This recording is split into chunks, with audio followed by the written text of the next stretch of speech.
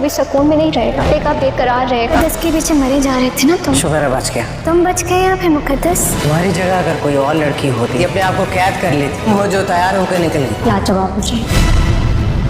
Hello friend, RS ने मुकद्दस की ज़िंदगी बर्बाद करने में कोई कसर नहीं छोड़ी थी और वो चाहता था कि वो मुकद्दस से शादी करके बाकायदा मुकद्दस को जलील करने का सर्टिफिकेट ले सके। आगा जी ये सब देख भी रहे थे और समझ भी रहे थे, इसीलिए उन्होंने आबिस को मौका दिया था कि वो जब अपनी माँ को राज़ी कर लेगा तो वो सादगी से इसका निकाह मुकद्दस के साथ पढ़वा देंगे। इनकी कोशिश थी कि मुकद्दस को एक महफूज पनाहगाह मिल जाए, मगर आरएस से ये सब बर्दाश्त नहीं होगा। वो अपने प्लान को इतनी आसानी से फेल नहीं होने देगा, इसलिए वो आबिस को धमकाएगा कि अगर इसने मुकद्दस से शादी का सोचा भी तो वो इसका बुरा हशर करेगा।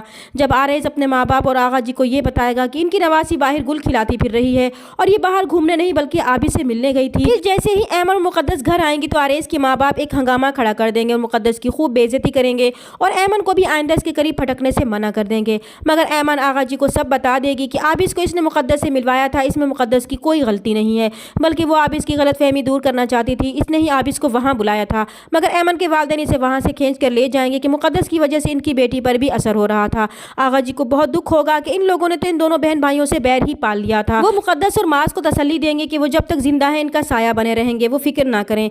ऐमन आरएस के मना करने के बावजूद माँ से मिलना बंद नहीं करेगी तो आरएस को गुस्सा आएगा और वो उसे पकड़कर अपने वालिदैन के सामने पटक देगा कि वो इसे रोके कि ये दोबारा माँ से मिलने की कोशिश ना करे, वरना वो इसका बहुत बुरा हशर करेगा। मगर ऐमन फिर भी नहीं रुकेगी। मुकद्दस आरएस की इस हरकत पर बहुत दुखी होगी और ऐमन से भी कहेगी कि जिस तरह आरएस ने इनकी ज़िंदगी बेसुकून कर रखी है वो भी कभी चैन से नहीं रह पाएगा। आगा जी फैसला करेंगे कि मुकद्दस अपनी पढ़ाई दोबारा से शुरू करे, इसलिए वो कॉलेज जाना स्टार्ट कर देगी। तो ये भी आरएस से बर्दाश्त नहीं होगा और वो उसे ताना देने से बाज नहीं आएगा कि अगर इसकी जगह कोई और लड़की होती और इसके तहत ये सब कुछ हुआ होता तो वो खुद को कमरे में बंद कर लेती और कैद कर लेती। लेकिन एक वो है जो बाकायदा तैयार होकर कॉलेज जा रही है, इसे ज़रा भी शर्म नहीं है। इस पर मुकद्दस जो अच्छी तरह जानती है कि इसकी बर्बादी का जिम्मेदार वही है, वो इसे साफ साफ कहेगी कि वो चुप है तो इसका मतलब ये नहीं है कि वो कुछ नहीं जानती। इसके पास भी जवाब देने के लिए बहुत कुछ है, अगर इसने ज़बान खोली तो इसके पास बोलने को कुछ नहीं बचेगा। और मुकद्दस के इस जवाब से आरएस तिल मिलाएगा और इसका हाथ सख्ती से पकड़ेगा तो मुकद्दस छुड़ाने की कोशिश करेगी। तभी अंदर आता हुआ माज ये सब देख लेगा, मगर वो मजबूरी में बंधा हुआ एक बेबस इंसान था, वो कुछ कर तो नहीं पाएगा,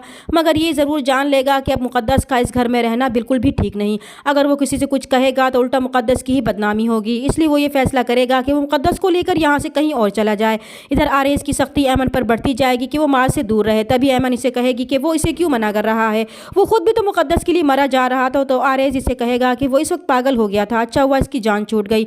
मगर ऐमन इसे आईना दिखाएगी कि जान इसकी नहीं बल्कि मुकद्दस की छूट गई थी, इसने तो कोई कसर नहीं छोड़ी थी। चैनल पर नए हैं तो प्लीज़ चैनल को सब्सक्राइब कर दें। मिलते हैं नेक्स्ट वीडियो में, तब तक के लिए अल्लाह हाफिज़।